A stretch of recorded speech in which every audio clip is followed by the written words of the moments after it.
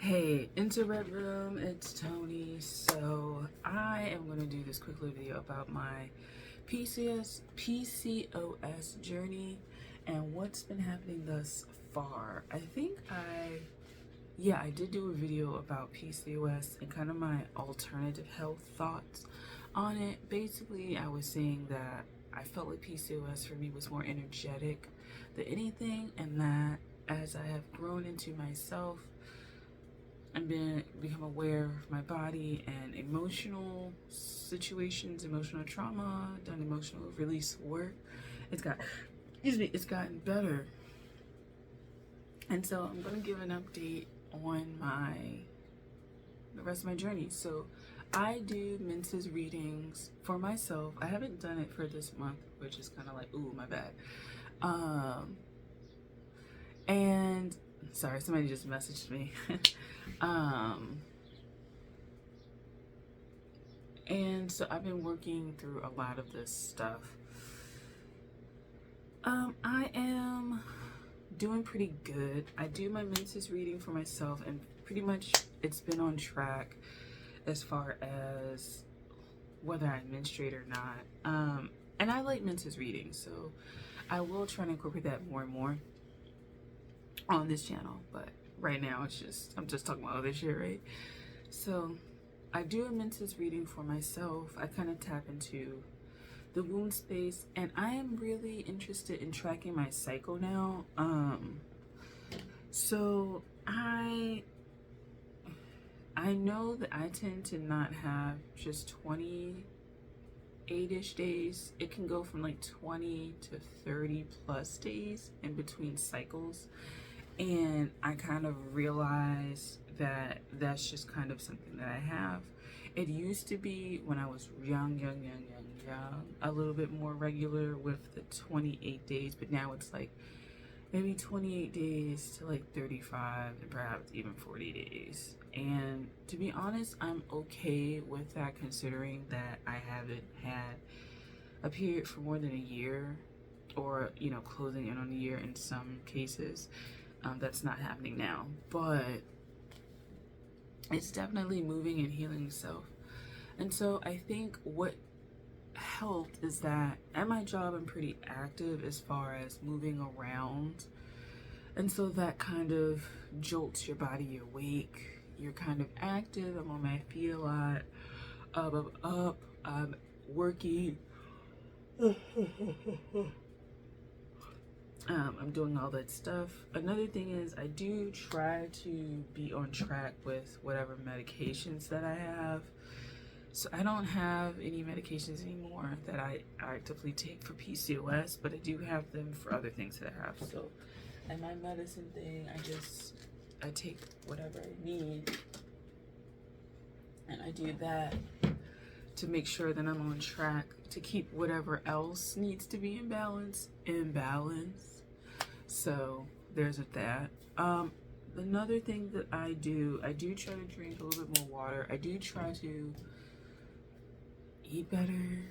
That's not necessarily the case thus far, but I do feel like I'm trying to nourish my body a lot more.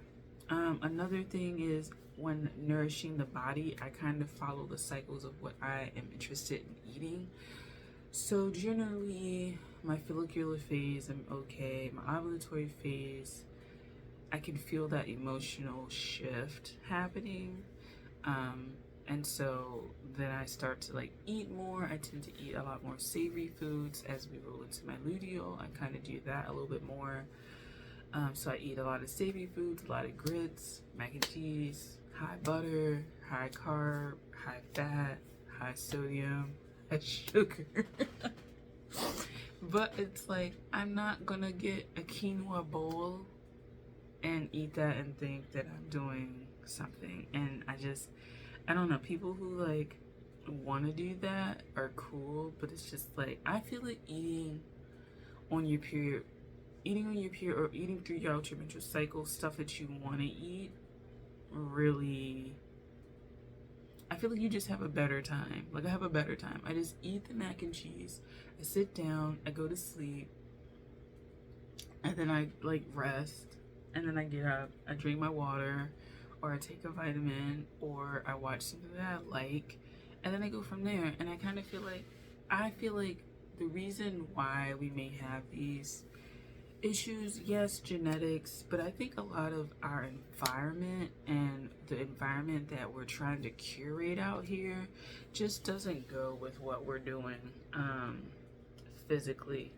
And that is something that needs to be explored, I think, with women in general with their cycles. I don't think that it's just limited to PCOS. I think that a lot of people um, who are having issues with their cycle or just menstruating in general, like, would benefit from actually learning about their cycle, actually learning about their reproductive system, actually learning about their hormones, actually learning about themselves in these different phases, actually doing emotional release work, being creative, being active, being more lighthearted. I think as I've let a lot more baggage go, this process has gotten a lot better, and I'm not beating myself up for how I am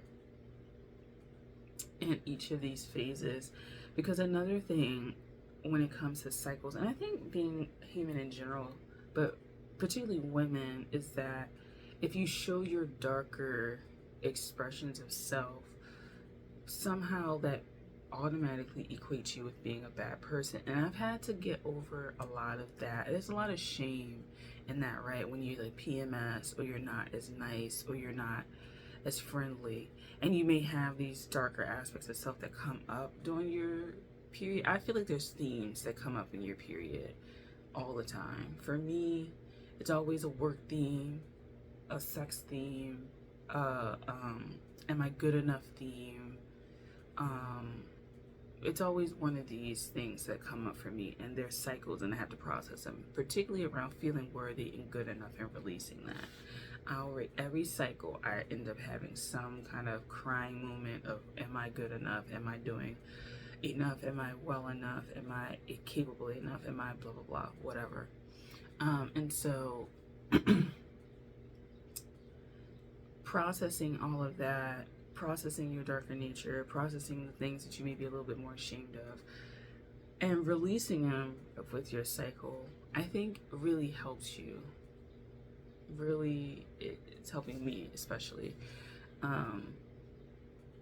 because I'm not interested in holding myself back anymore. And I think that your menstrual cycle is a really good centerpiece to reflect on a lot of the themes that run throughout our lives in other areas outside of our menstrual cycle. I think a lot of emotional relationships that we have to people, to food, to work, environment, really play themselves out in a cycle. And I think it would behoove us when we're going through our period cycle, because we're going through the period cycle all the time, or the menstrual cycle all the time, every day. We're in some phase of that cycle, to kind of really note those emotions as they come up. And I think if we were to do like a yearly thing, there would be certain keywords that would be coming up. If you could boil it down to certain keywords, you would probably find that certain keywords come up. And I think that's a good emotional mapping tool for us. And so for me, a lot of this is coming into myself of what I really want to do, what I really want to be, how I really want to be, and what is the life that I want to lead. Because a lot of the stuff that I've done previously has been so out of alignment that I never was able to think. And I think clearing out a lot of that debris allowed me to think a lot more clearly about what was going on, and a lot more long-term vision that was truly aligned with what I wanted to do. So yeah, that's it. I'm going to try and wrap up this weekend this womb thing that I'm doing. It's a class that I'm taking, and I've been doing a lot of notes. I draw a lot. But I gotta wrap it up, and I've had it, and so I'll do my review of that when I get finished with everything. So yeah, I also recommend taking some sort of womb class, learning about reproductive organs, learning about energetics of the womb, energetics of your menstrual cycle.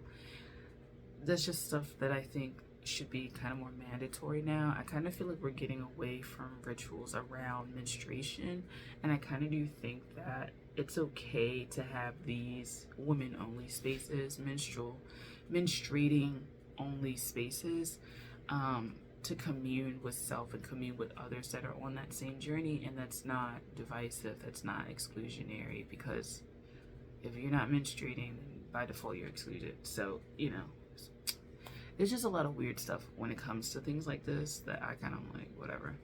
But yeah, that's what I have for you guys. Thank you for watching, and I'll talk to you later. Bye.